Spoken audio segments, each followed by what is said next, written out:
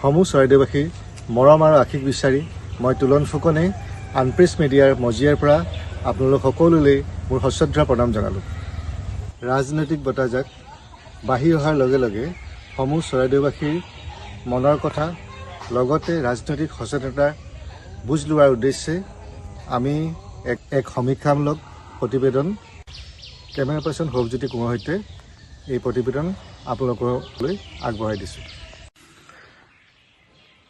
Sir, আপুনি এজন চৰাইদেউৰ সচেতন নাগৰিক হিচাপে চৰাইদেউ অঞ্চলটো বা ৰাজ্যবাসীৰ প্ৰধান সমস্যাবিলাক সমাধান হৈছে বুলি আপুনি ভাবেনে? Specially with special reference two Charaideo, আমাৰ চৰাইদেউ ডিষ্ট্ৰিক্টখনৰ কথা ক'ব লাগিব নহয় জানো? চৰাইদেউ ডিষ্ট্ৰিক্টখনৰ সমস্যা বুলি কওঁতে এনে চকুত পৰা কেইটামান সমস্যা যিটো সকলোকে সামৰি লৈছে, যিটো কথাই চৰাইদেউ ডিষ্ট্ৰিক্টৰ যিটো আন্তঃৰাজ্যিক ইণ্টাৰষ্টেট বাউণ্ডেৰী অৰুণাচল নাগালেণ্ড, বিশেষকৈ অৰুণাচলৰ এই উজনিৰ পিনে আমাৰ ইয়াৰ সোণাৰীৰ পৰা উজনিৰ পিনে য'ত আছে চৰাইপুং এৰিয়া, বিমলাপুৰ চৰাইপুং এৰিয়া, সেই সীমান্তটো আজিও ডিছপিউটেড হৈ আছে। সেইটো খুব সোনকালে মীমাংসা হোৱা ভাল, নহ'লে এইবিলাক কথাৰ পৰা কেতিয়া অপ্ৰীতিকৰ অবাঞ্ছিত কেতিয়া পৰিস্থিতিৰ সৃষ্টি হ'ব পাৰে। আন এটা কথা হৈছে, আমি সকলোৱে জানো আমাৰ চৰাইদেউ যিখন জিলাখনৰ ঐতিহাসিক স্থান এতিয়া ৱৰ্ল্ড হেৰিটেজ চাইট ডিক্লেয়াৰ কৰিছে, আৰু সেই ৱৰ্ল্ড হেৰিটেজ চাইটখন আমাৰ চৰাইদেউৰ যিখন মৈদাম ক্ষেত্ৰ, সেইখন আমাৰ চৰাইদেউ জিলাৰ ভিতৰত আচলতে নাই। সেই বস্তুটো এটা বৰ আহুকলীয়া কথা আৰু খাপ নোখোৱা ধৰণৰ কথা, কাৰণ চৰাইদেউ মৈদাম আছে, আৰু এই চৰাইদেউ মৈদামত যদি চৰাইদেউ জিলাৰ ভিতৰত নাথাকি যদি বেলেগ এখন জিলাত থাকে চৰাইদেউ মৈদাম ক্ষেত্ৰখন, কথাটো তেনে বিসংগতি যেন হয়। সেইকাৰণে এই ক্ষেত্ৰত সোনকালে এটা মীমাংসা হ'ব লাগে এই বুলি আমি ভাবোঁ। আৰু ইয়াৰ উপৰিও কমন পিপুলৰ যিমানবোৰ কথা আছে, যিবিলাক কমন পিপুলৰ মই ক'ব খুজিছোঁ, এতিয়া মই অন্য প্ৰসংগত আনিব খুজিছোঁ। ইয়াতে বিশেষকৈ আমাৰ গ্ৰামাঞ্চল, আমাৰ বাগিচা অঞ্চল, সেইসকলৰ ক্ষেত্ৰ বিশেষে বা বিভিন্ন ক্ষেত্ৰৰ আমি যিটো কোৱা হয় ডিফাৰেণ্ট ৱাৰ্কছ অফ লাইফ, বেলেগ বেলেগ ক্ষেত্ৰৰ যিসকল মানুহবিলাকৰ নিজা জীৱন জীৱিকাৰ লগত যিবিলাক কথা জড়িত হৈ আছে, সেইবিলাকতো বহুত কৰিব লগা থাকে। আৰু এই সমস্যাবোৰ যেতিয়ালৈকে শেষ নহ'ব, তেতিয়ালৈকে আমি এখন উন্নত এখন জিলা আমি পাম বুলি আশা কৰিব নোৱাৰোঁ। উন্নত ধাৰণাটো আপেক্ষিক। আমি যদি পশ্চিমীয়া উন্নত দেশবিলাকৰ কথালৈ চাওঁ, তাৰ মানুহৰ জীৱন ধাৰণৰ যিটো মান, এই জীৱনৰ মান আৰু আমাৰ মানুহৰ জীৱন ধাৰণৰ মান, যিবোৰ কথা উপাৰ্জনৰ পথ, যাতায়ত, অন্যান্য আন্তঃগাঁথনি, এইবিলাকৰ ক্ষেত্ৰত কৰিব লগা আছে।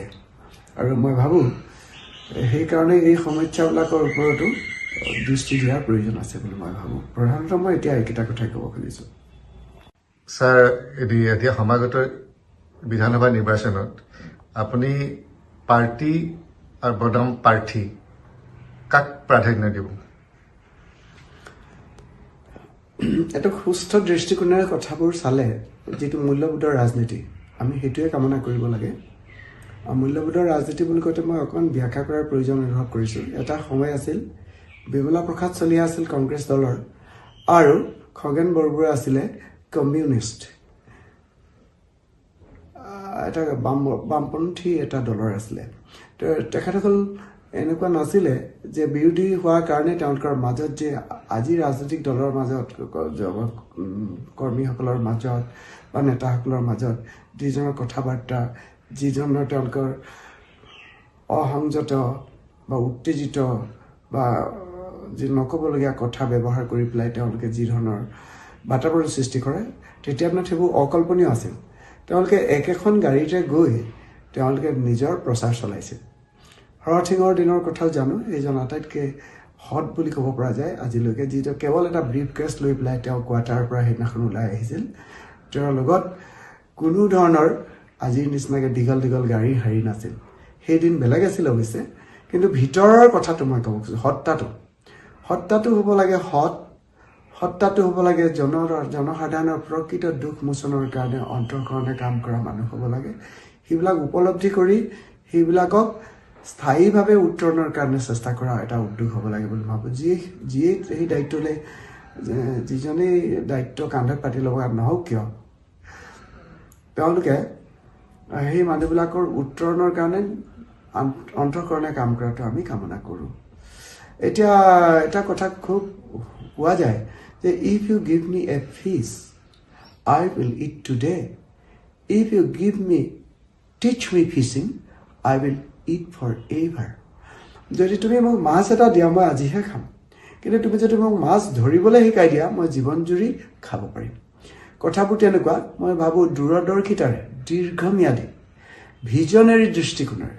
ভিজন ৰাখি পেলাই যদি কাম কৰিব পাৰে তেনেকুৱা এজন লিডাৰ আমাৰ সকলোৰে কাৰণে মংগল যিজন লিডাৰৰ গাত সেই গুণবোৰ আছে মানুহৰ সৰ্বসাধাৰণ মানুহৰ জীৱন অনুভৱ কৰি এতিয়া নতুন প্ৰজন্মক সঠিক বাটেৰে লৈ গৈ আমাৰ সমগ্ৰ জাতিটোকে যেনিবা আগবঢ়াই লৈ যাব লাগে তেতিয়াহ'লে কেনেকৈ নতুন প্ৰজন্মক অধ্যয়ন বিজ্ঞান মনস্ক চিন্তা এইবিলাকৰ মাজেদি নি কম্পিটেণ্ট কৰি তুলিব পাৰে যাতে প্ৰয়োজন হ'লে আজি যিটো আমাৰ অভাৱ হৈ আছে ভাৰতীয় প্ৰশাসনিক সেৱাৰ কাৰণে যোগ্য কৰি তেওঁলোকক বিজ্ঞানী সৃষ্টি কৰি বা উন্নত মানৰ তেওঁলোকৰ সৃষ্টিমূলক কাম কাজৰ জৰিয়তে যাতে আমাৰ ঠাইখনৰ আমাৰ জাতিটোৰ মুখ উজ্বলাব পাৰে সেই দিশতো এজন ৰাজনৈতিক নেতাই জনসাধাৰণৰ সেৱা কৰিবলৈ অহা নেতাই অৱদান যোগাব পাৰে কাৰণ তেওঁলোকৰ হাতত ক্ষমতা তেওঁলোকৰ হাতত আঁচনি তেওঁলোকৰ হাতত কাম কৰাৰ যি তেওঁলোকৰ পলিচি মেকিং বুলি যিটো কয় সেইবিলাক তেওঁলোকৰ হাতত অৰ্পণ কৰা থাকে সেইবিলাক তেওঁলোকৰ হাতত থাকে ক্ষমতা থাকে সুযোগ সুবিধা থাকে ছাৰ চৰাইদেউ ডিষ্ট্ৰিক্টখন আন আন জিলাৰ তুলনাত মানে বহু ক্ষেত্ৰতে পিছ পৰি আছে বুলি আপুনি ভাবে নেকি এই ধাৰণাটো মই আপেক্ষিক বুলি ভাবোঁ এতিয়া যদি নিৰ্মলভাৱে চাওঁ কেইটামান কথা প্ৰশংসনীয় কথা হৈছে আৰু সেইকেইটা মই কৈ লোৱা উচিত হ'ব বুলি ভাবোঁ যেনেকৈ চৰাইদেউখন মেডিকেল কলেজ হৈছে কিন্তু তাত এইখিনিও থাকিব লাগিব আন্তঃগাঁথনিখিনি যাত চিকিৎসক তাত নাৰ্ছ যিবিলাক থাকিব লাগে সেইখিনিও কিন্তু ইয়াত পৰিপূৰ্ণ হৈ থকা উচিত মেডিকেল এখন হৈ গ'ল কিন্তু যদি আজি এশখন বিচনা এখন হস্পিটেল হৈছে প্ৰয়োজনত যদি তেওঁলোকৰ যদি সময়মতে যদি যিখিনি প্ৰয়োজনীয় চিকিৎসা দিব নোৱাৰি ডিব্ৰুগড়লৈ পঠাই দিব লগা হয় সেইটো আকৌ আচলতে আমি একেবাৰে সমৰ্থনযোগ্য কথা বুলি কোৱাত অসুবিধা আছে ঠিক তেনেকৈ ইয়াত এখন চুকাফা ইউনিভাৰ্চিটিৰ কথা ইতিমধ্যে চৰকাৰে ঘোষণা কৰিছে ইতিমধ্যে তাত চৰাইদেউ বিশ্ব ঐতিহ্য ক্ষেত্ৰ হিচাপে ঘোষণা কৰিছে এইবিলাক ইতিবাচক কথা কিন্তু তাৰ বিপৰীতে কিছুমান কথা আছে এখন যিহেতু এখন সীমামূৰীয়া জিলা নাগালেণ্ড আৰু অৰুণাচলৰ গাতে লাগি আছে সেইকাৰণে যিবিলাক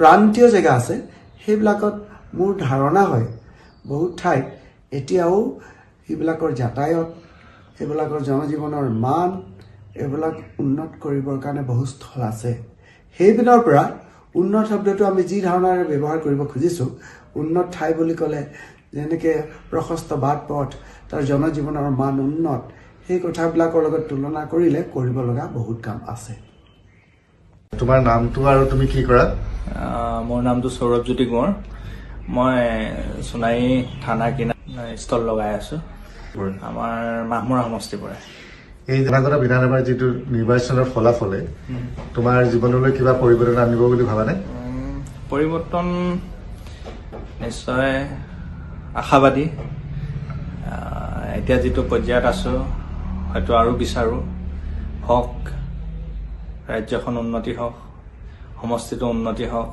কমিউনিকেশ্যন ভাল হওক বেপাৰ বাণিজ্য ভাল হওক সেইখিনি চৰকাৰে ইনিচিয়েটিভ ল'ব লাগিব বিশেষকৈ গাঁও সমাজত বা টাউনতে হওক বা গাঁৱতে হওক আমাৰ যিহেতু আমি খেতি কৰা খেতিত গুৰুত্ব দিব লাগিব খেতিৰ কাৰণে গুৰুত্ব দিব লাগিব খেতি পথাৰত অধিক গুৰুত্ব দিব লাগিব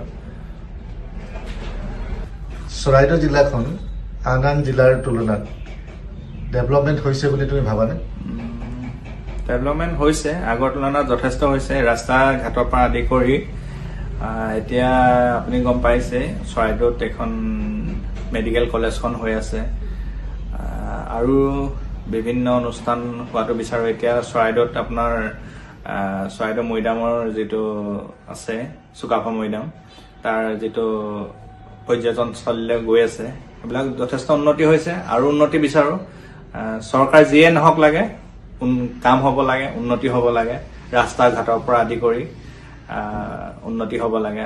দেশখন যাতে পৰ্যটনৰ কেন্দ্ৰস্থল হ'ব পাৰে, য'ত মানে ৰেভিনিউ আহিব পাৰে, ভাল ৰেভিনিউ, যাতে দেশখন আগবঢ়াই লৈ যাব পাৰে ৰাজ্যখন, সেইটোৱে বিচাৰোঁ। ধন্যবাদ। মডেল পাৰ্টি বনাম প্ৰাৰ্থী, তুমি কাক প্ৰাধান্য দিবা? আমি হয়তো উঠি অহা প্ৰজন্ম হয়, আমি বিশেষকৈ প্ৰাৰ্থী চাই পিনিয়ে ভোট দিম। পাৰ্টীৰ লগত কথা নাই, প্ৰাৰ্থীজন ভাল হ'ব লাগিব, কাম কৰা হ'ব লাগিব, আপোনাৰ যুঁজ থকা হ'ব লাগিব। যুঁজ মানে সদনত আমাৰ সমস্যাবোৰ লৈ পিনি মাত মতা হ'ব লাগিব, কাম কৰিব লাগিব, ৰাঘৱ চদ্দাৰ নিচিনা হ'ব লাগিব। মানে দাদা আপোনাৰ পৰিচয়টো দিব। নমস্কাৰ, মোৰ নাম শ্ৰী সমিত ভট্টাচাৰ্যী। মই সোণাৰী দৈনিক ডেইলী বজাৰৰ মই ছেক্ৰেটাৰী হয় আৰু মোৰ ঘৰ সোণাৰী 9 নম্বৰ ৱাৰ্ডত। দাদা, এই সমাগত বিধানসভা নিৰ্বাচনত আপুনি প্ৰধানকৈ পাৰ্টি নে প্ৰাৰ্থী, কাক প্ৰাধান্য দিব? আমিতো প্ৰাৰ্থীটোৱে বেছি প্ৰাধান্য দিম, কেলে আমাৰ কাম কাজবোৰ আধাষৰীয়া হৈ আছে। যেনেকৈ পানীটো হোৱা নাই আজিলৈকে, আমি আমাৰ ঘৰত পানীটো নাই পোৱা আজিলৈকে। তো দেখিছোঁ কামবোৰ কৰিছে, কিন্তু কামবোৰ ছাকচেছ হোৱা নাই। তো বস্তু মানে কি, আগন্তুক যিটো ইলেকশ্যনত আমি সেনেকুৱা মানুহক আনিব লাগিব, যাতে আমাৰ কামবোৰ সম্পূৰ্ণকৈ হয় আৰু আমি পানী যোগান আঁচনিটো অন্তত পাওঁ। সেইটোৱে মোৰ মানে হেৰি। হ'ব, ঠিক আছে, থেংক ইউ। আপোনাৰ পৰিচয়টো দিব। মোৰ শ্ৰী সুমন দেৱ। মোৰ ঘৰ সোণাৰী সমষ্টিৰ নজবকা গাঁৱত। এই সমাগত বিধানসভা নিৰ্বাচনত আপুনি প্ৰধানকৈ কাক প্ৰাধান্য দিব, পাৰ্টি নে প্ৰাৰ্থী? বিশেষকৈ আমিতো এতিয়া প্ৰাৰ্থীয়ে লাগে আমাক। ভাল প্ৰাৰ্থী হ'লে ভাল কাম হ'ব, আমাৰ সোণাৰী সমষ্টিৰ উন্নয়ন হ'ব। আৰু যিবিলাক মানে কাম হৈ আছে, কামবিলাক কৰিছে ঠিকেই, কিন্তু সম্পূৰ্ণভাৱে নাই হোৱা, মানে ফিনিচিংটো নাই অহা। তাৰ বাবে আমি যোগ্য প্ৰাৰ্থী আমি বিচাৰোঁ সোণাৰী সমষ্টিত। দাদা, আপোনাৰ পৰিচয়টো দিব। মোৰ নাম সত্যব্ৰত নেমাল, মোৰ ঘৰ খেতিকনা আপোনাৰ এই কোনটো সমষ্টিৰ পৰা আপোনাৰ এইটো? মামৰা সমষ্টি। মামৰা আছে ন? দাদা, এই সমাগত আপোনাৰ যিটো বিধানসভা নিৰ্বাচন আহিছে, তাত আপুনি পাৰ্টীক গুৰুত্ব দিব নে প্ৰাৰ্থীজনক গুৰুত্ব দিব? মই ভাবিছোঁ যে এইবাৰ দলটো চাইহে ভোট দিয়া যাব। হয়, কাৰণটো মানে কি হ'ল, এতিয়া প্ৰাৰ্থীটো নিজৰ হেৰি থাকিব, প্ৰাৰ্থীটো হৈ যাব, একো নাই, কিন্তু দলটোহে মেইন মই বুলি ভাবোঁ, মোৰ মতে। হয়, দাদা, আৰু এটা কথা, এই আপোনাৰ চৰাইদেউ জিলাখন আন জিলাৰ তুলনাত ডেভেলপ হৈছে বুলি ভাবেনে? একেবাৰে নাই হোৱা বুলিও ক'ব নোৱাৰি, হৈছে, নোহোৱাও নহয়, কিন্তু যিমানখিনি হ'ব লাগে মই দেখাত সিমানখিনি হ'বলৈ সক্ষম হোৱা নাই। হয়, ঠিক আছে, থেংক ইউ। তোমাৰ পৰিচয়টো দিবা। নমস্কাৰ, মোৰ নাম শ্ৰীমতী দলিগড়। ডিগ্ৰী কমপ্লিট হ'ল মোৰ। আচ্ছা, তোমাৰ এই সমষ্টিটোৰ নাম কি? সমষ্টি মাহমৰা। মাহমৰা সমষ্টি। হয়। অনাগত যি বিধানসভা নিৰ্বাচন আহি আছে, তাত তুমি পাৰ্টীক গুৰুত্ব দিবা নে প্ৰাৰ্থীজনক গুৰুত্ব দিবা? যোগ্যতা অনুসৰি প্ৰাৰ্থীজনকে দিব লাগিব, যোনে যি ভাল কাম কৰি যায় আৰু মানে সমাজখনৰ কাৰণে ভাল কৰি যাব লাগে কামবোৰ। এতিয়া শিক্ষাৰ ক্ষেত্ৰত ক'ব গ'লে আমাক যিখিনি আমি সুবিধা পাওঁ সেইখিনি যাতে দিব লাগে, লগতে গাঁৱৰ পৰিস্থিতিবোৰ।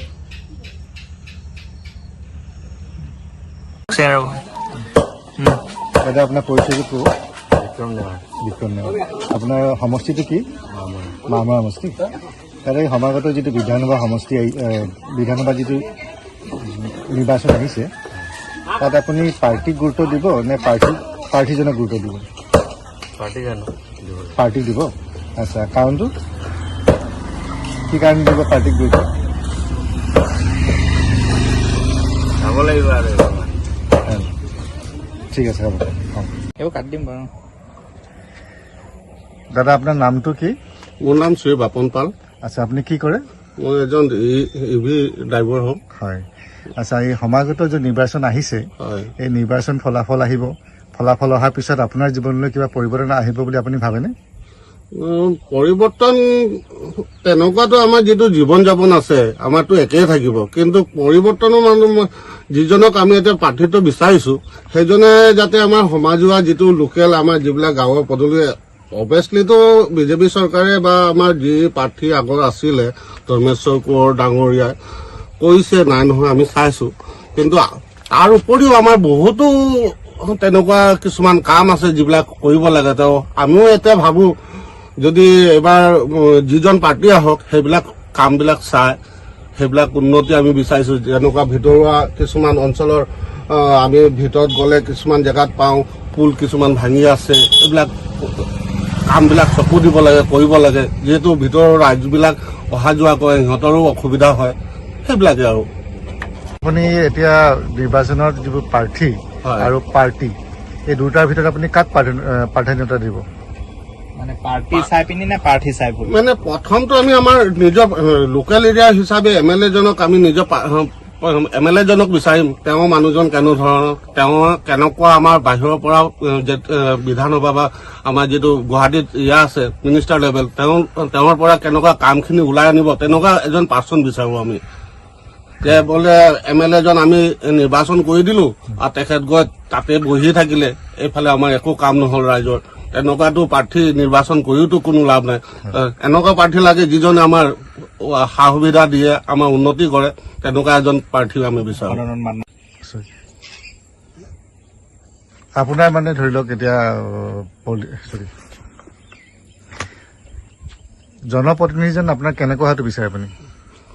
জনপ্ৰতিনিধি এনেকুৱাই বিচাৰো যে আমাৰ যিজন আমি দুখীয়া শ্ৰেণী বা আমাৰ যিখিনি ৰাইজ আছে যাতে সহজে আমি লগ ধৰিব পাৰো, আমাৰ মনৰ কিবা অসুবিধা থাকিলে তেওঁক ক'ব পাৰো, তেনেকুৱা ধৰণ আমি বিচাৰো। হয়, এতিয়া দেখা গৈছে যে আমাৰ যিবিলাক দৈনন্দিন আমি খাটি খোৱা মানুহ, হয়, সেইখিনি সমাজ মানুহৰ কাৰণে চাবলৈ বিশেষ একো স্কিমেই হওক বা আঁচনিয়ে হওক এইবিলাকে কেতিয়াও ঢুকি নাপায়। হয়, আমি এইটো এই কাৰণে জানিব বিচাৰিছো যে আপোনালোকৰ সুখ দুখ মনৰ কথা কিবা ক'ব লগা থাকিলে যে আমি চবকে ক'ব পাৰো, হয়, সেই লৈ আৰু আপোনালোকৰ আমাৰ মতামতটো জানিবলৈ বিচাৰিলো। হয়, ধন্যবাদ।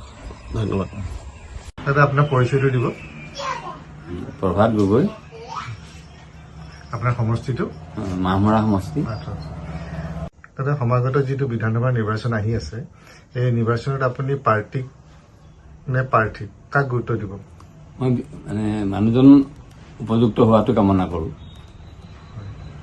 ব্যক্তি হিচাপে হেৰি কৰোঁ বা পাৰ্টি হিচাপে বা দল হিচাপে মই নিবিচাৰোঁ। এতিয়া জনপ্ৰতিনিধিজন আপোনাৰ মতে কেনেকুৱা হোৱাটো বিচাৰে? নিস্বাৰ্থভাৱে কাম কৰা ব্যক্তিজনেই আমাক লাগে। চৰাইদেউ জিলাৰ প্ৰধান এক সমস্যাৰ কথা কওকচোন, যিটো সমস্যা আজিলৈকে মানে এতিয়াও সমাধান হোৱা নাই বুলি আপুনি ভাবে? এতিয়া যিটো ল'ৰা ছোৱালীবিলাক সৰু সৰু ল'ৰা ছোৱালী উঠি আহিছে, তেওঁলোকৰ মানে যিটো অৱস্থা হৈছে নৱপ্ৰজন্মৰ, এইটো সুৰাপান কৰা আৰু নিচাজাতীয় বস্তু ব্যৱহাৰ কৰা, সেইটো খুব বেছি হৈছে।